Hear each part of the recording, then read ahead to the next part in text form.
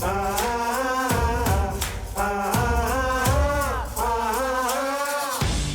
is Tuesday, February 17th. I am Geoff Schwartz. This is Geoff Schwartz. Smarter Than You, presented by DraftKings. DraftKings, the crown is yours. We're doing something very special today, guys. It's the offseason. We're going to expand some interviews. We're going to start with an interview today. Bill Barnwell of ESPN. I love Bill.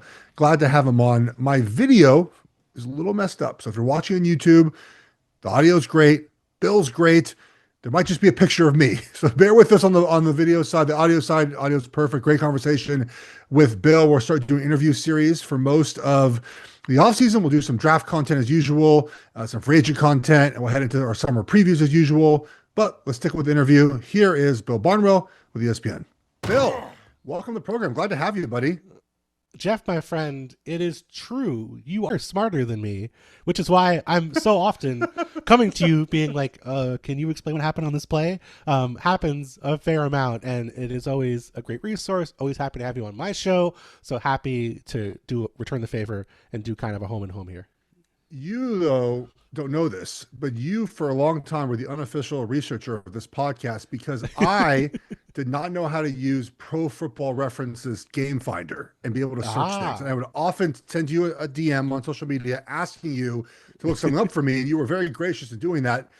AI has taken over that job, unfortunately. We lost another job to AI. But, Bill, I want to thank you. We have talked about this for a long time on this show. They're like, I'm going to ask Bill. I'm just going to ask Bill.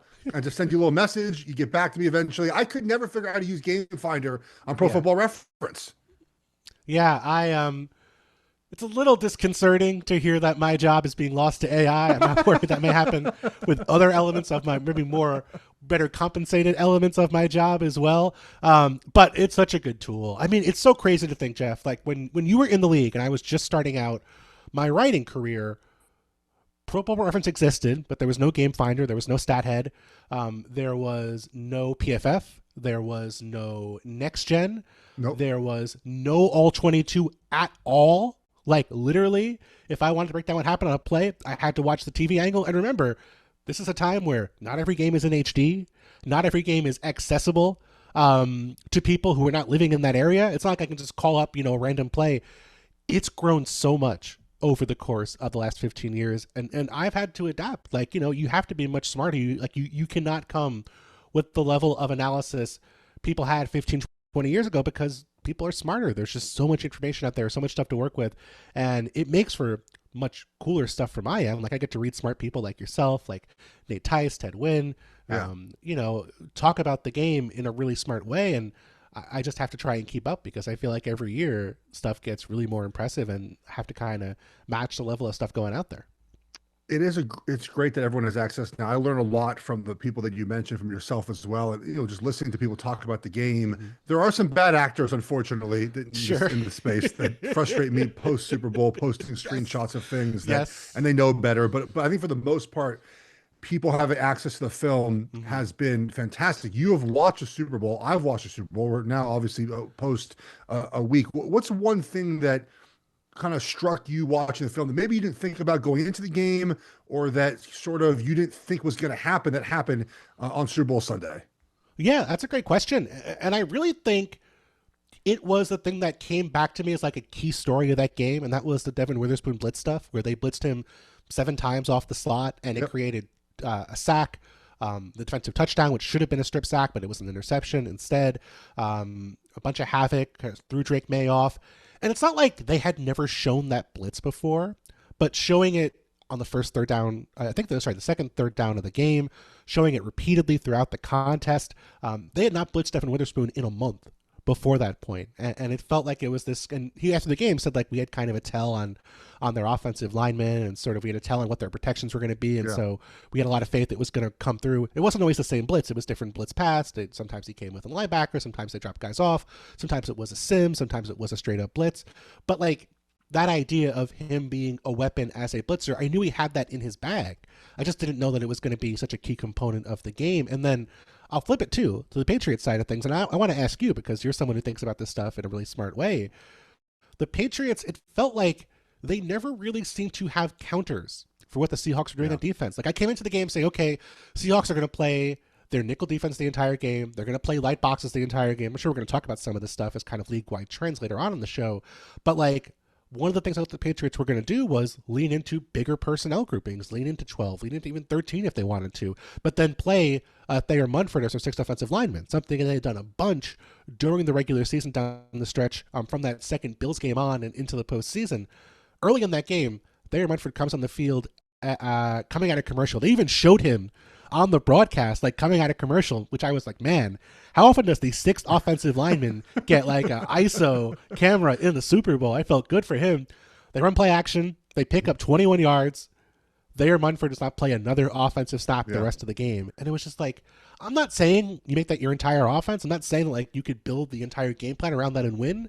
But I was just surprised that they didn't go back to that even one snap the rest of the way. So just felt like I was sort of waiting for Josh McDaniels to have these counter punches with 2 weeks in the game. There was no trick play. I was like, sure, the Patriots were going to have a trick play in this game, especially when they were struggling. But it just felt like a very vanilla game plan. And that was kind of frustrating for me. But, Seahawks defense obviously dominated. So I was watching the NFL films. It's like 40 minutes of them mic'd up after the game. I love watching those things. And my answer is going to be in this about what I thought about New England's offense. When you watch them mic'd up, you could tell one team thought they were going to kick ass, Seattle. One team thought they were just sort of happy to be there, in my opinion. Right now, of course, New England prepared like they were going to win, but even Drake May before the game very clearly was not. I mean, Mike Vrabel told him to smile. I was like, dude, just kind of like have fun, like enjoy the. I think New England knew they were going to get their butts kicked, and I don't know what the game. They had no answers for pressure, Bill. They didn't one time like adjust to protection. They didn't, and that offense is supposed to be allowed to do that. Like we'll talk about this in later on. I have a Shanahan offensive question for you, but like they're supposed to be able to. Drake was supposed to be able to do things in this offense, and there were no checks whatsoever. They made no adjustments to pressure. There were free runners everywhere. The screen game in the NFL is gone, by the way. There's many reasons for that, but like there were no screens, not enough screens in this game. They did run an under center fullback run, I think for 7 or 8 yards. To your point, like never went back to that again. And the one play action pass, Munford got beat immediately. Maybe they were worried about pass protection and didn't want to go back to that. But I was just surprised that they didn't make any adjustments. And maybe they spent all week on the basics. They knew they were going to get their butts kicked. I mean, do we overthink the game? I mean, I know that through 2 weeks you want to come up with something new to say and fresh to say, but oftentimes the better team just kicks ass, and I feel like Seattle in the end was just so much better all over the field. I agree. I mean, I think I said 2010 Seahawks or 2013 Seahawks maybe. I got a low-scoring game, Seahawks winning pretty comfortably. So I felt okay with what I found, but I guess my thing is in like a straight-up fight, Seattle was going to win that game. It felt like the way the Patriots were going to win was not we're going to beat them snap after snap, but just can we get 2 or 3 turnovers? Can we get a couple short fields from takeaways and win that game? And I think you saw Patriots defense early in that game. They were jumping everything. They were trying to jump every out. They were playing tight coverage. They played zero a bunch in the second half of that game. I think they were very comfortable saying, if we're going to win, and sort of to your point, like we can't win a straight up game. We don't have the horses to do that. If we're going to win this game, it has to be by creating a pick six, creating a defensive touchdown, creating a couple short fields for our offense after takeaways from Sam Darnold.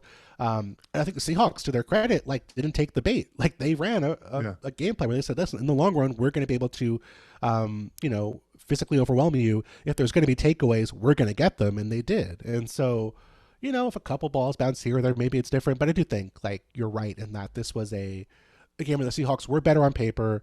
They were better in the actual game we saw, and then some of the bounces, some of the luck that might have helped the Patriots ended up going the Seahawks' way, and there was just no way the Patriots are going to win with that kind of game script. I was finally right about New England. It took me 4 games. I got it right. I'm gonna pat myself on the back. I finally got it right. I think just there's that clip going around because Olympics right now where a speed skater is way behind the pack of 3. The pack of 3 wipes out, and the speed skaters, I think it was from 2004 in Salt Lake City, and everyone was saying like, well, that's New England in the Super Bowl. Like the 3 teams in front of them sort of just fell out. But look, they get credit for getting there. The winner was Seattle. Go ahead. Yeah, I mean, the thing that reminds me of when you say that is last year's Chiefs, right? Where all year we're sitting here saying, man, they can't keep winning games this way. All year, Wanya Morris, their left tackle situation is a disaster. But every week they pull something out, and we're like, well, maybe it's just destiny. And then they got to the Super Bowl, and they faced a team that was better than them, and they couldn't pull it out, and they got their ass kicked. And like that's not, it's like 2 things can be true, right? You can say, hey, this was true for the entire year. Credit to the Chiefs for pulling it out and overcoming that. Credit to the Patriots. I mean, they were playing weak competition, but they were stomping weak competition. It wasn't like they were super lucky in terms of what they happen on a week-to-week basis. They were lucky to have an easy schedule. Maybe they were lucky a little bit in the postseason, but it just sort of felt like we were sitting here all year saying, well, this is why this is not real or not sustainable. It's still good, but it's just not as good as it looks. And then we got to the Super Bowl and they got to a team that was much better than them and they got stomped. This is why I picked Seattle. Was looking back to the Chiefs Super Bowl and just like I got it totally wrong. I was like, the Chiefs can pace together. It's like, no, the team with the better defensive line is going to win. When a Super Bowl champion wins, people want to take away lessons from that season, right? Yep. And other than drafting and developing very well, which Seattle has done, what's an NFL trend that people can take away from how Seattle built their team or how they operated? Yeah. I'll stretch this to league wide. I think Seattle is a good example. I would say the Rams, to me, who I think were to me, they were the two best teams in football. Yeah. Like Seahawks Rams was the Super Bowl, even though it was the NFC Championship game. The thing that stood out to me, and it's not new, it's not like the Rams invented this, but the way they leaned into it was so fascinating to me, is bigger personnel groupings, 12, 13 personnel. Rams, so for the uninitiated, Rams have always been an 11 team. One running back, one tight end, 3 wide receivers. There was 1 year they leaned a little bit into 12 personnel and played 2 tight ends more often. But like going back to sort of the early Jared Goff, Sean McVay days, not only were they 11 personnel, they were 11 personnel with the same dudes on the field in 10 spots. Like Todd Gurley would play 96% of the offensive snaps. Their receivers would be on the field 96, 97% of the snaps. Like that just doesn't happen in the vast majority of NFL buildings. Teams rotate their guys out. They play different personnel groupings. And so Sean McVay, I think in 2023 and 2024, it played like 5 snaps total of 13 personnel. So they get to that Jaguars game in Europe, in London, I think, or in Europe somewhere. Puka Nacua can't play. Sean McVay plays 13 personnel 40+% of the time. And it stuck.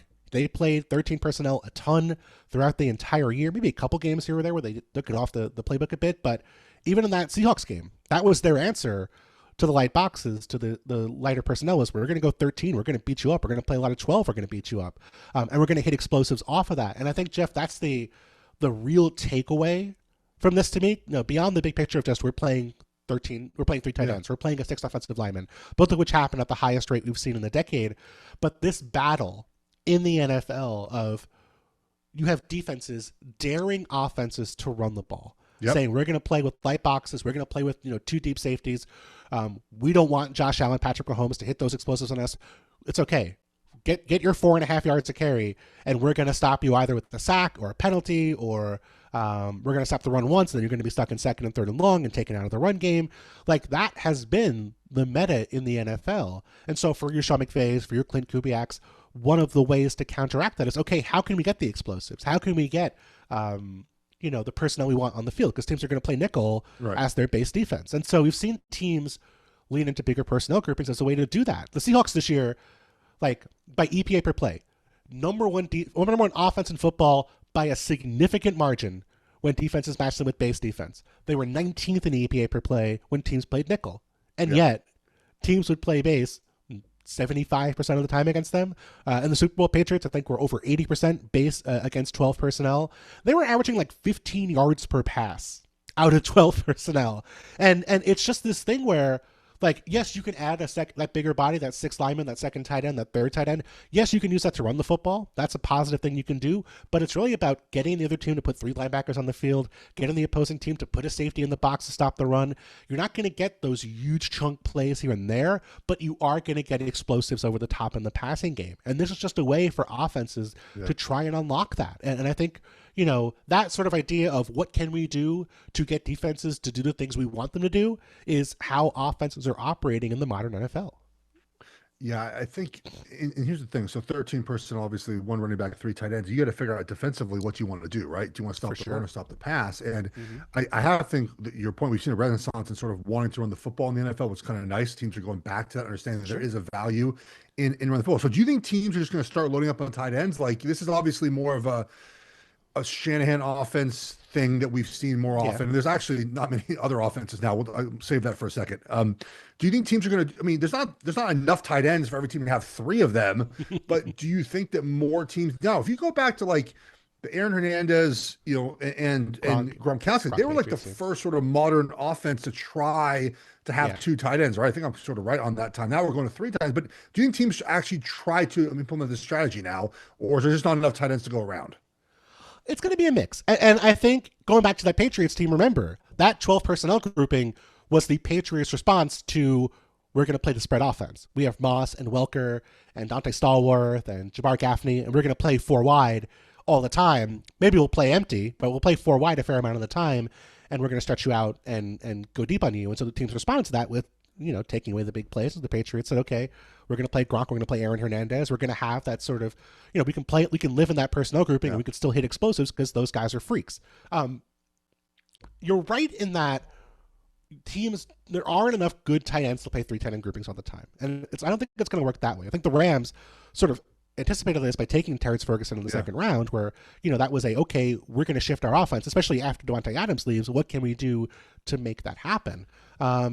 But I do think you can get to that same concept in different ways. I go back to the Bills and Joe Brady. So 2024, they play Alec Anderson as their 6th offensive lineman. They play him at one of the highest rates in the league, and they are using that to create explosives in the passing game. That is we are going to average 10 yards a pass because you are going to be concerned about the 6th offensive lineman. 2025, they draft Jackson Hawes, who's a really good blocking tight end on day 3 of the draft. Alec Anderson barely played on offense this year.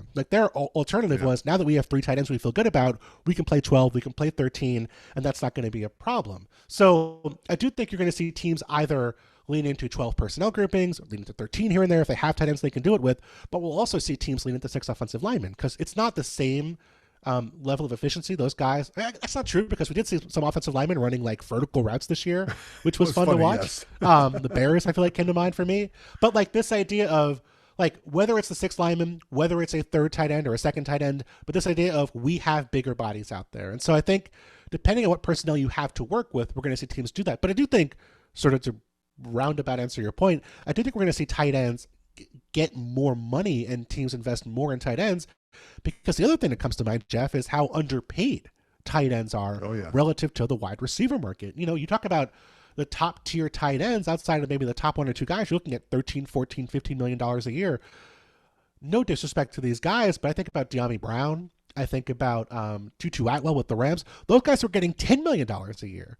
So if the difference between a tight end 1 and a wide receiver 3, 4, that's going to be just kind of a wind sprint guy for you, if that difference is only a couple $1 million a year and a $300 million cap, you should be investing in tight ends. Look at Josh Oliver on the Vikings. Really good blocking tight end, useful player. Not going to be a guy who catches 60 passes a year for you, but he's making less than those wide receiver 3s. And he's a really useful player. And so I think teams are saying, okay, what's the better use of our resources? Spending $15 million a year on kind of an average second wide receiver, or spending that money to get a really good tight end?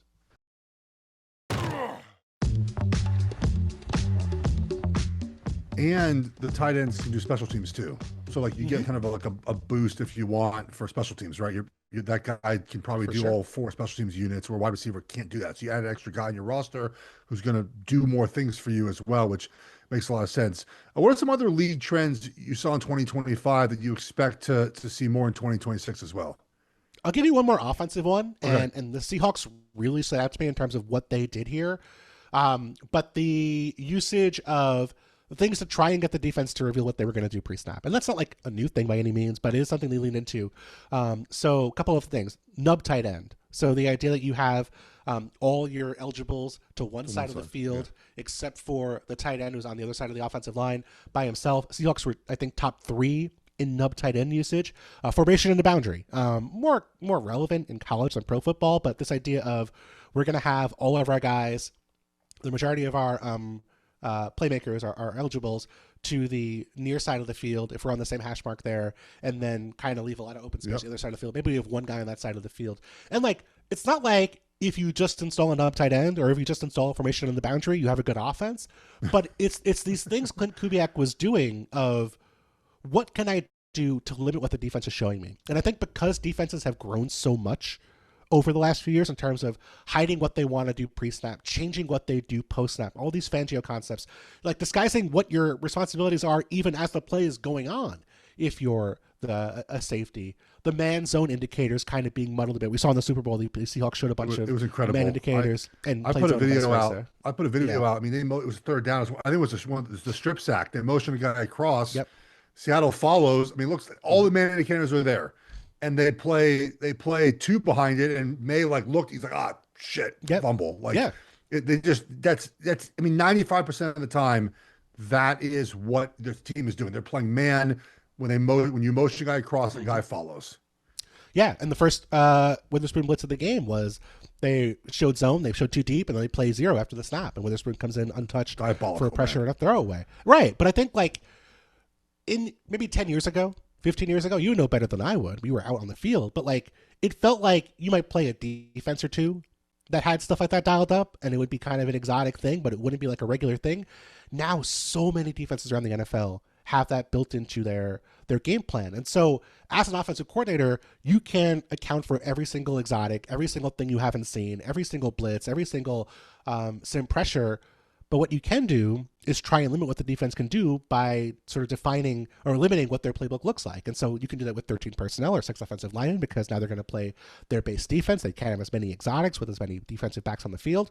You put the nub tight end on the field. There's only so many answers teams have to having a bunch of eligibles in the same place, their stack rules, their motion rules, their trips rules. And so if you can sort of define what those rules are for an opposing team, you can break them. And so that's sort of the big thing I'm getting to, is this idea of what can we do as an offense to understand what the defense's rules are going to be on a given play, and then how reliable are those rules, and how can we break them? And the way to do that is to limit the just range of possibilities they can throw at you from the defensive side of the football. So two things. I remember the exact game where one of the games where a new defense was unveiled against us and we were screwed, and the rest of the NFL eventually did it. 2009, we opened with Philly. So Jim Johnson was their defensive coordinator. Yeah. And they took Trent Cole, I forget who the other defensive end was, and put them in the A gaps 4 yards off the ball, put their D-tackles in a 3 technique, and just ran them right in the middle of the A gap. And that had not been done before. And the problem with that, obviously, is that you put a running back just by nature on the Mike linebacker, who's now Trent Cole. Well, good luck on that, right? But the first they slaughtered us. We had no answer. Now, eventually, you have an answer. And then remember with the Vikings with Mike Zimmer, maybe it was that year, the year after, they started bringing the double A gap, where they brought A pressure, B pressure, wrap the defensive end around into back to the A gap. And so that was, we called that the Zimmer blitz. That was what it was. So you go in these sort of trends, and then obviously you try to break the trend by, you figure out an offense. It may take a cycle or two. So defensively, what are teams doing to stop these Shanahan offenses? Yeah, that's a good question. It's not I don't know that it's really one specific thing. And the simplest one is the thing that works against everything: beat the hell out of them up front. Have dudes who can hold up against the run schemes, have linebackers who can stretch against play action. And I think you're seeing defenses really get better at handling some of the crossers. I think you're seeing teams a lot more consistently have linebackers, have safeties, have cornerbacks on the interior of the field who just are better at passing off stuff, at communicating, at having rules that work out together. We're seeing Fangio teams where they have that, they're playing too deep, and that backside safety is poaching the crossing routes over the middle of the field. And so you can exploit that still. There are still ways to beat that, but that idea of we have safeties who have eyes on stuff coming over the middle of the field and taking away those throwing lanes. And I think you're also seeing defenses, again, going back to the run idea, saying, hey, if you want to run for 4.5 yards a carry, go nuts. We'll survive that. But we'd rather you run for 4 or 5 yards a carry than give up an 18-yard dig and to Deebo Samuel and have him run away from us for a 30-yard gain. That is, I think, just the math teams are willing to do on defense, to say, hey, we're just going to avoid the explosive plays and we're going to make that work otherwise. And Shanahan's had answers, Kubiak had answers this year, McVay has answers, but it does feel like you're seeing, teams have been getting beat on that stuff for so long that inevitably you were going to see defenses kind of rise up that were just better at handling all that stuff and communicating on all of it in real time and running with guys well and playing with faster guys. Like Nick Manwari for the Seahawks is like he's like a really valuable player because he's physical enough to hold up against the run, but he's also rangy enough to run with a lot of those crossers and has enough awareness to, take some of them away. With the way the Eagles rushed the passer 2 years ago, the way Seattle rushed the passer this season, obviously we've always had emphasis on defensive alignment, but it does feel like it's made more of a presence the last couple of years. The best defenses do that. Now, obviously, Eagles had a good secondary. Seattle had a good secondary. I don't know how teams sort of fix their pass rush that quickly, but it does feel like the pass rush is more important than the secondary. I think we've known that for a while now. Is that a trend we'll see? Would teams just say, you know what, we'd rather just spend all our money defensive line wise? I mean, I'm a Chiefs guy. I pray they get someone in 9 to rush the passer, but it does feel like that's sort of overtaking the idea of having good secondary players. You want both, obviously. I mean, and maybe it's more about having a dude as opposed to 4 dudes or 5 dudes. Like I think about those, the Seahawks and the Eagles, and to a lesser extent the Chiefs, where like they had a nickel or they had a slot or a star they felt really good about, where Chiefs have Trent McDuffie, Eagles had Cooper DeJean, where their defense transformed the moment he came into the lineup after their bye. Seahawks have Devin Witherspoon, who's a monster. Like Josh Jobe, Reek Woolen, they're okay. Like they're NFL corners to me. They're not like superstars. Kobe Bryant, they moved to free safety. He's a good free safety, but not like a superstar. Julian Love's a good player. Like no one in that secondary really scares you except for Witherspoon, who I think has that, elite ability. But like, if you have that one guy, to me, that's enough to maybe, if you just have guys you can trust in other spots, that's going to be okay. And I do agree with you in that all things to me come back to the line of scrimmage, right? Yeah. Like, if you can control the line of scrimmage, it's the oldest school, like, most distinct way of looking at football possible. But I go back to the Chiefs Super Bowl wins. How many times in those games did Chris Jones make a big play at the right time? Every time. And like that, if anything, like teams are spending right now a ton on defensive linemen. I mean, edge is the second highest paid position in football. At the top of the market, defensive tackle, I think, is 4th behind wide receiver. Left tackle, I think, is 4th, and then defensive tackle is 5th. But like the tippy top guys are getting edge rusher money or pretty close. Like, put it this way. You can win with a great secondary and a pretty good defensive line. I can't think of an NFL team that has won a Super Bowl with a defensive line that was even average, let alone below average. And then when I think about the teams who surprised, who impressed, who upset teams, so often it's, oh my God, they got a great defensive line and they took over the game. Go back to the Bucks against the Chiefs. Go back to the Patriots losing to the Giants both times. Oh yeah, like that is like, it's a great neutralizer. It can take over games. And then it allows you to do whatever you want on defense. Like I talked about all those things you can do to mitigate the sim pressures, mitigate the rushes. Yeah. If you just have dudes the other team can't block, there's no solution. There's no way to win. We've seen the Texans win games because their defensive line is so dominant that they can't be stopped. And we've seen them lose games in the postseason because they don't have dudes who can block anybody. And so it is the oldest thing in the book, but it is so true. And I think, teams, whether they get excited about, players around the NFL, they get excited about skill position players, they look past it, they think the game's different now. Like the game is still the game, and the game is still won at the line of scrimmage. So, Imanari had an incredible rookie season, right? He was great, and they list him as a nickel, but he's kind of a safety nickel sort of hybrid. Right. We've seen those players have such a big impact on defenses, and yet for some reason they're not valued in the draft still. We have one coming in, Caleb Downs, potentially sort of do the same exact thing. Do you think his play this season has changed the value of that position in the draft? It should. I mean, I do think it's a super underrated position. And I'll go back, Geoff, to remember Derwin James. Like heading into that draft cycle, Derwin James was like, man, this is one of the 5 best players in the draft. And he fell to the bottom half of the first round, if I'm not mistaken. I think the Chargers took him at 19, maybe. I don't remember exactly where he fell, but it was in that ballpark. And that was because teams didn't see him as the great safety. Go to Kyle Hamilton, where Kyle Hamilton was, he ran a 40 is too slow, and we don't know what position he was going to play. He fell to the middle of the first round. Yeah. Remember the Eagles? And I think Jordan Davis is a good player, but the Eagles traded up ahead of the Ravens to draft Jordan Davis, and everyone said, Jordan Davis would have been perfect for the Ravens. What a great move by Howie Roseman. Howie Roseman's still a really good GM. Jordan Davis is a good player. Kyle Hamilton is a freak. You watch Kyle Hamilton in the NFL. Like I watched some clips of him earlier this year. He's like taking on tackles in the run game and making plays. He's bending past edge rushers. He is he is just a absolute otherworldly football player. And so I sort of wonder if this stuff comes in cycles. Like I feel like safety when you were in college, when I was in college as well, although I just didn't graduate to the NFL like you did. But like, talking about like the Ed Reeds, the Troy Polamalu's, like those guys were a different kind of player, but we saw them as superstars and like guys who were these like, oh, if you have one of those guys, it totally transforms what you do on defense.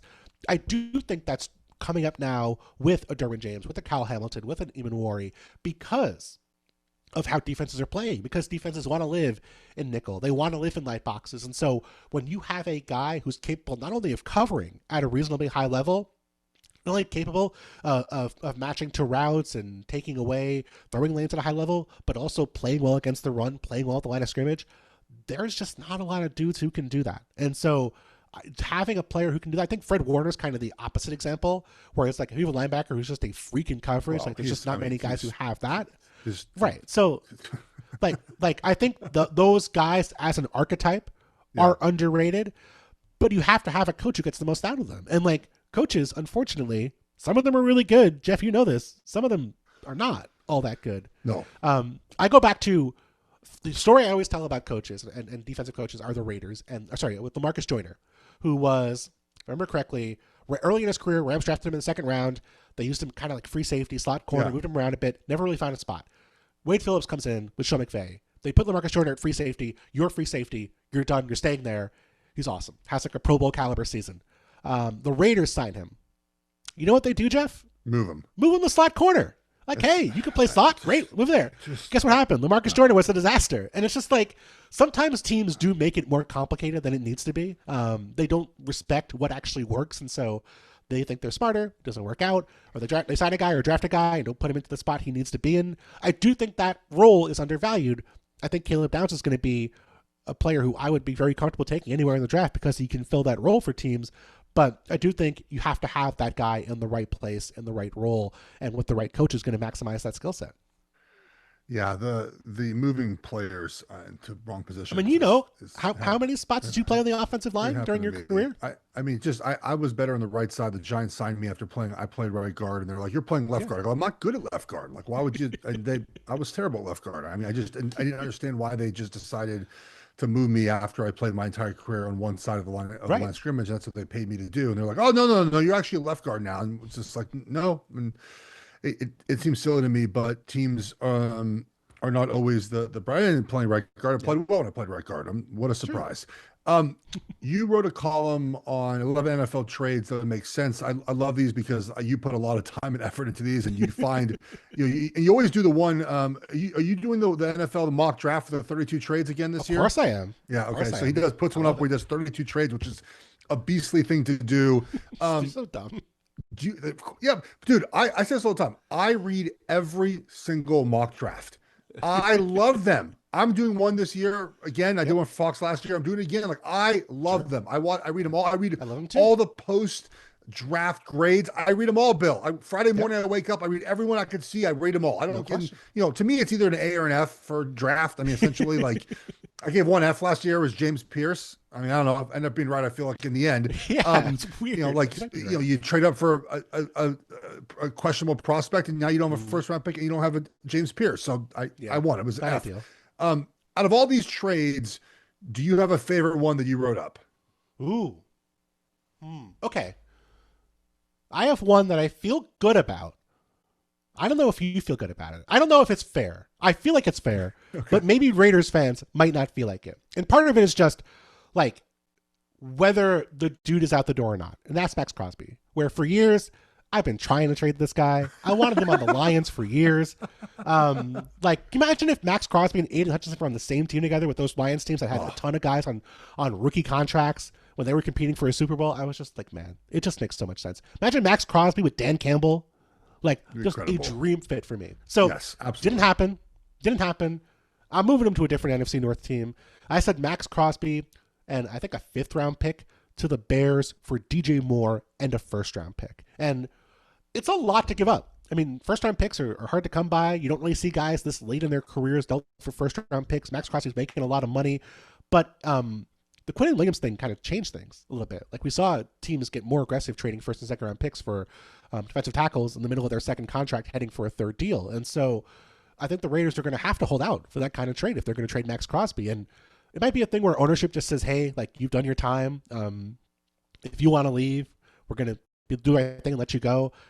We're going to have Mendoza coming in. That's going to change. He's going to be the face of the franchise. I don't need you to be the face of the franchise anymore. They might say, listen, we think we can win with you. And they, frankly, could get a lot better if they have better quarterback play and better coaching. So could happen. I could see them holding on to Crosby. But like the Bears need pass rush help. Montez Sweat is a really good like number 2 edge rusher. I don't think he's a number 1 guy. They were bottom 5 in pressure rate this year. Defense was not good enough. They created a ton of turnovers, which is great, but they did nothing else on defense besides create turnovers.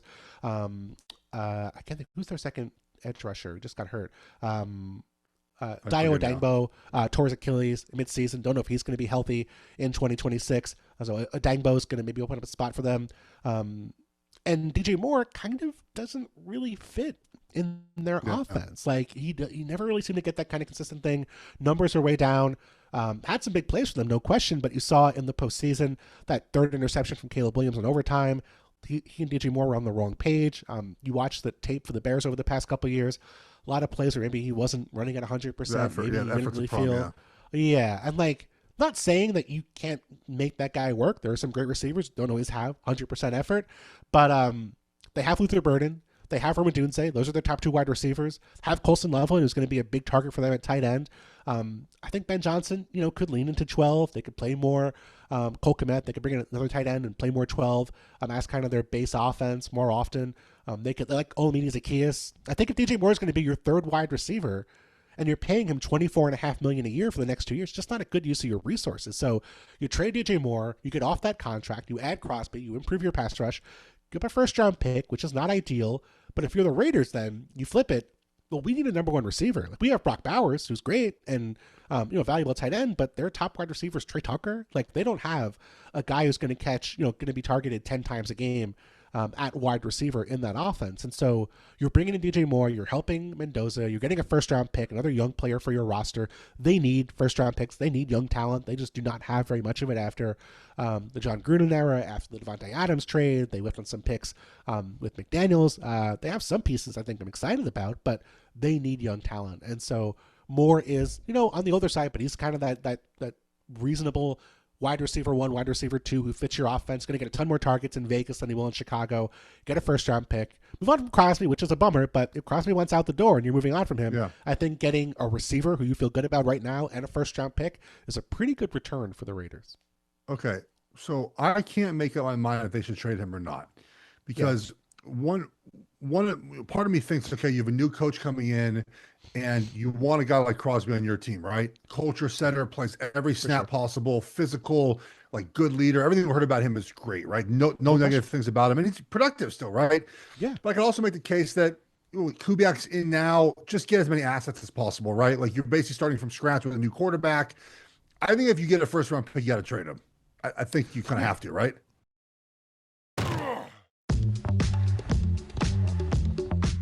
Yeah, and it's not even just adding assets. It's just kind of reorganizing what you need to focus on. The Raiders are not, as good as Maxx Crosby is, they are not a Maxx Crosby away from competing for a Super Bowl. Their role right now, the thing they have to do over the next 12 months, 12 months, ideally 24 months realistically, is make Mendoza's life as easy as possible. Yes. Whether that is adding wide receivers, adding offensive linemen, because that line was a disaster last year. They need multiple starters up front. Adding wide receivers you feel good about. Adding tight ends you feel good about. Next to Bowers maybe with Michael Mayer's not your guy. You have Gentry at running back who you're going to still plug at running back for the next couple of years. Like, it's not let's build the best roster to win. It's let's build an offense that's going to make our quarterback comfortable. And then if we feel good about that, then we start building the rest of the team. Then we start building the defense. Then we start building the defensive line. Like, it's going to suck to not have Maxx Crosby. But their priority right now has to be we can head to week 1 of 2026 and feel like we have enough around Mendoza to win. And if they don't, like, it's a wasted season. We saw it Caleb Williams. We saw with some of these other quarterbacks. So Drake May in his first year, like, that was a waste of a season because they did not have anything to make that quarterback look good on offense. This is why they should have drafted an offensive lineman, not Ashton Genty, but we don't have to relitigate that. That is yes, I agree. they're probably going to spend as much money as possible for Linderbaum, who will probably reset the market, either him or the Chargers, who will be bidding war. He's going to make as much money like as humanly possible for that position. So good for him for doing that. A discussion, Bill, that we had on social media about pass protection, I'd like to bring here because it's very interesting. So Nate Tice was talking about pass protecting the Super Bowl. We sort of went back and forth on social media about it. And the conclusion that we all have is that offenses aren't doing enough to put their protection units in the best place now. Defenses are exploiting that. And I have a theory on this. The Shanahan offense is now, what, 75% of the NFL? I mean, I'm trying to think of who's not. Right. I mean, Andy Reid's not, Harbaugh's not, right? The but Patriots some version aren't. of that offense. Yeah, the Patriots are not. So there's like 3 teams come to the top of my head that are not. But there's a big version of that offense around most of the NFL. Yep. And that offense does not allow quarterbacks to change a lot of protections. It's a set it and forget it offense. Mm-hmm. I think that's a major problem right now with pass protection, is that there are not enough quarterbacks going line of scrimmage and changing protections. But do you notice that as well? Because I see that a lot with young guys, especially. Like they're not doing anything. And famously caught the Niners a Super Bowl 2 years ago. I think that's a Shanahan offense problem right now. Yeah, I do think I talked earlier, Jeff, about this idea of like offenses wanting to limit the answers defenses have, and then knowing what those answers are going to be, and then picking apart those answers. The same thing is true on the defensive side of the football. You watch, there's a Mike McDonald clinic where he goes into detail about like, this is what my philosophy is on offense. Like his philosophy is there's only so many pass protections team have out there. And if it's a Shanahan offense or it's an offense where you can't change your protection, like if you can present a certain look on defense, you know what you're getting from pass pro on the offensive line. And like, yes, like, this, like teams can like if you call Larry on the line of scrimmage, okay, it's going to be a full side to the left. Like it's not like that's a secret necessarily, but just we're seeing defenses say, okay, if we present an overload look, if we present a 5-0 look, if we present a look that is going to have a defined answer in pass protection that we feel really likely we're going to get from the opposing team, that's giving you the answers to the question. You know exactly what you want to throw in terms of a pass pressure, in terms of a blitz, that they're not going to have answers for. And you don't even need to blitz. You can send a sim pressure and drop 3 guys off and send 2 guys the other way and know, okay, they're sliding to that overload in a very specific way, and we're going to have an unblocked guy. And if you can do that consistently on defense, like your offense, your quarterback is sitting there as a lame duck running for his life. And Jeff, what did we see the entire postseason? We saw Brock Purdy running for his life. We saw Matthew Stafford, who was the inexperienced quarterback, who was a lot better at this, not run for his life and exploit them because they were in 13 personnel a ton of time. And we saw Drake May running for his life and taking sacks and losing the ball throughout that game. And so that to me is sort of like the weakest thing for offenses that defenses can take advantage of, because there's so many advantages offenses have. There's so many creative things. We still see offenses coming up with concepts that defenses have to adjust for. But if you know what the pass protection is going to be and you can exploit that consistently, that is a incredible neutralizer for defenses. And so I do believe that it is a problem, but I have to ask you, Jeff, do you think it's as simple as just having a quarterback or a center or having an infrastructure to chase it at the line? Is there any solution you think that comes to mind here? I mean, there's a couple of things. One is that I do think running the ball on third and medium, gets people out of that. Eagles have done a great job of this. I love it. I think it's a great way to attack a defense because, you want to stand guys up and move around? Okay, fine. Mm-hmm. You want to 5-0 us? Okay, fine. We got one-on-ones. We'll find our best matchup and run to that side. Look, here's my screen game take, because the screen game eliminates a lot of these problems. Is that there's been 2 rule changes, I think, that have really hurt the screen game, right? One is you can't cut in space anymore. So you used to be able to get out in space, right, and cut a defensive lineman. I had a coach, Andy Heck, the Chiefs offensive coach. He said on a screen, if you just throw your body, so you throw at someone, right, you try to cut them down and you miss, you get a plus. I do not care. You have to throw, because think about it. I'm 6'7", 340. If I throw myself in front of you, at the minimum, your feet have to stop, right? You have to stop and brace, or stop and jump over. Something you have to do to get out of my way. And then 2, less practice time, right? Screens take practice. It takes knowing where you're supposed to be. And those things are gone now. So defenses aren't worried about screen passes. They don't happen, Bill, anymore. I mean, they happen. Of course they happen. But like they happen, but in different ways. Correct. And it used to be. Yeah, it's more tunnels. It's more, bubbles. It's more just let's get a screen to the boundary, not like let's get screens working out on the backfield. Man, a beautiful screen eliminates a lot of those issues, right? Because you want to bring pressure to us. I also think sim pressures are tough. They're tough to run screens against, right? Because you have to be able to find the guys as they drop out, who's dropping out. And then not enough offenses to me, Bill, have worked in enough hots and sights. Like New England had 0 on the Super Bowl. I was shocked. They had 0 answers for anything. That's, defenses know that, by the way. They drop guys out into certain areas, but I do feel like offenses have not really figured out a way to counter some of those pressures with easy throws for the quarterback. Yeah, and again, that's a quarterback comfort level, right? Like, is your quarterback confident enough to throw the hot? We see quarterbacks turn down it because they're a little nervous about the guy being in a place they're not expecting. And like you said, defenses know, okay, we can play certain coverages. If we're going to be sending a pressure, we're going to be sending a blitz. We can sit at the sticks. There's only so many things you can do. Only so many throws you can make. Yeah. I think about in the Super Bowl, the Seahawks had a snap. I think Ted Wynn wrote about it, where they showed man before the snap. Josh Jobe was the outside corner. He was playing man, and he passed off a slant and played zone. And May threw a swing pass to a running back, and Joe was a cloud corner. He was right there to make the tackle for no gain. Yeah, it was to Henderson, I think, right? It was early on in the game. Yeah. Yeah. Again, if you have a pass rush or a pass protection scheme or pass rush scheme that teams are scared of, it makes life easier for your defensive backs. They can sit on stuff. They don't have to worry about stuff getting past them. And so we see a lot of the stuff with the Vikings where they're a different way, but they're showing a lot of pressure at the snap. They're playing 0 behind. They're playing some kind of match behind. They're playing Tampa 2 behind. But this idea of like, if we heat you up, you're only going to have certain answers.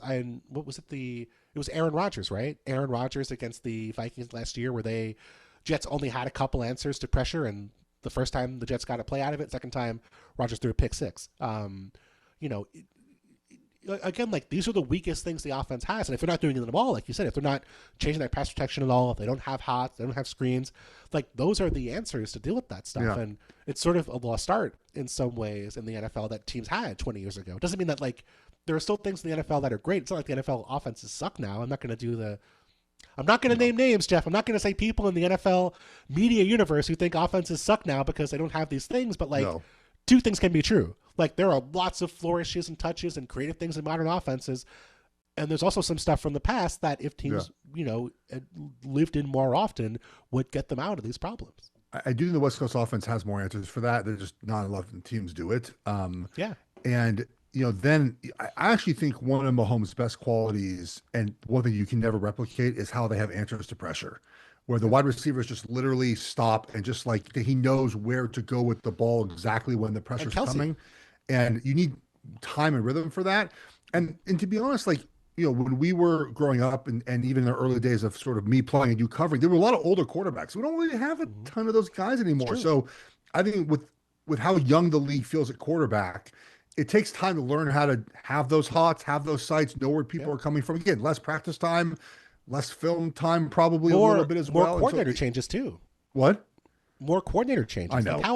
Like how many times in the past, like was it Baker, who's had a different coordinator every year he's been in the NFL? 7 years. Like there were quarterbacks, bad quarterbacks, who would have the same coordinator like 4 years in a row in the NFL and get 64 games to prove themselves. And like a guy like Trent Dilfer doesn't have a career if he doesn't get multiple years to prove himself and play his way out of playing some bad football. We're a lot more aggressive, and that process has been accelerated on the coaching side and on the player side as well. Look, I think about the Eagles right now, right? So you have a third-year coach. Sean Mann's only coach this is his third year in the NFL. Yep. He's got a primary play caller for that offense, and they're running the Shanahan McVay offense, right? Like, how much has he really been able to diagnose and have answers for pressures over his career? I mean, he played enough football, obviously, but like, they probably aren't going to be great at that this season, right, Bill? That would be kind of a shock to me if they were great in year one with this offense at like pressure answers, right? I mean, especially with how Hurts holds the ball so long. Yeah. And then going back to years past, that was the knock on the offense when Brian Johnson was there. It was the benefit when Kellen Moore was there. they did not have answers. Like their answer to blitzes, and even this year you saw their answer to blitzes, their answer to pressures were chuck up a 50-50 ball. We got dudes on the outside we feel good about. Like it wasn't like, hey, side adjust. It wasn't, hey, let's. Sometimes they would run the ball into it, which is fine. Nothing wrong with that as a solution. But a lot of it was just, if it's 3rd and 3, we get blitz, chuck up a ball to AJ Brown. We'll get a PI, we'll get a catch. We probably won't throw an interception, but like let's give that a shot. And so that's an okay answer, but like it's not the only answer you want for your offense. All right, Bill, we'll let you go on this. I know it's early and everyone has to give an early Super Bowl prediction, but I really don't even have one yet. I haven't got that far. I think Niners might be much better this year if they don't get hurt. That's kind of my sort of like, oh, here's my NFC team. The AFC to me feels really solely on if Mahomes is healthy or not. I just, the AFC is to me not very scary right now. There's a lot of change in that conference. Do you have a couple teams you like to watch early on as far as teams you think could make a Super Bowl? They burn me every year, Jeff. I'm always higher on them. The Chargers? No, that's true, but not the Chargers. The Packers. I can't do it, Bill. Everyone's doing the Packers. I can't do it. Here's my Packers thing, okay? Yeah. I'm gonna ask you this question about the Packers. So when you watch their offense, does a single thing scare you about that offense? No. But then I look at the numbers and it's like, oh, they're a top 3 offense by all these metrics. I'm just like, oh, they create a ton of explosives, even though they have a running back who's good at creating explosives, and that's it. Like he's very inefficient, fumbles too much. Their receivers, they don't scare you a ton, but like a dude gets open every week. Jordan Love he makes mistakes, but like he doesn't turn the ball over a ton, and he hits some big plays. Like it never feels the way it feels with good offenses. Like it's never a fun watch. Correct. But the numbers say it is much better than it feels. And so maybe that's my naivete, Jeff, but I just like they're always young. They get Micah back. They get the line's going to be healthier. I always get fooled. You brought up one more thing. I'm sorry. I have one more thing. Okay. Go for it. I don't know if I sent the message to you. I know I talked to Aaron Schatz about this. I love the DVOA, EPA. I love like Bill Conley's SP Plus on the college. I talked to Bill about this too. It does feel like this year was the first in a long time where the numbers did not kind of match the play on the field. Like there were a lot of teams I was like, the Chiefs were good in DVOA forever. Like they stink. They can't win a football game. The college numbers were a little wonkier this year than usual. Yeah. Is that a thing or maybe a 1-year thing? Did you notice that this year as well? Because like the Packers, like, great EPA. Wouldn't trust them a second to make a play in a big playoff game. What do you make of that? I can't speak to the college stuff, but on the pro side, I think what happened was there were no great teams. Like there was no team we felt really good about. And so I think someone has to be first, someone has to be second, someone has to be third. That's fair. Even the best teams were so inconsistent. They'd have rough games. Like it felt like every week I was doing Dominique Foxworth's show on Sundays every week this year. And every Sunday it'd be like, okay, we trust X. We trust the Bills. We trust the Rams. And that was the kiss of death. The following week, like I remember like the Rams, like, okay, we are good. The Rams are great. I think it was right after they beat the Seahawks, like pretty comfortably, although obviously it was a close game by the end, but Rams were physically impressive in that game. It's like, okay, we're good. The Rams are the one team we can trust. And then they lose to Carolina the following week. And it's like, I believed in you. The numbers say you're good. That's the part I think I find tough this year is that it felt like there were no great teams. And so because there was teams that still had to be number 1, number 2, number 3, those teams were not as good as your typical number 1, number 2, number 3. The Chiefs were not a team that felt good to me at any point this year, outside of like, playing the Giants. But like the numbers I think said they were good because there just weren't a lot of other good teams. So I think that's the tough part to me. And I think why maybe this year felt so wonky. We'll see what happens in future years, but like it's not like the numbers aren't perfect. Like they're reflecting what we see for better or worse. And I use numbers as much as anybody. I think they're really valuable. When I believe something and numbers say otherwise, I don't necessarily just ignore what I say. I try to say, okay, what's the context? Why? What am I missing? I try to dig a little deeper, and that usually leads me to something that I end up feeling better or worse about when it comes to my eval on a team or what the numbers might say. All right, Bill. Well, I appreciate you joining us. This was fantastic. Go check out Bill's stuff at ESPN.com on social media as well. We'll be back next week. Have a good week, everyone. Talk to you guys then.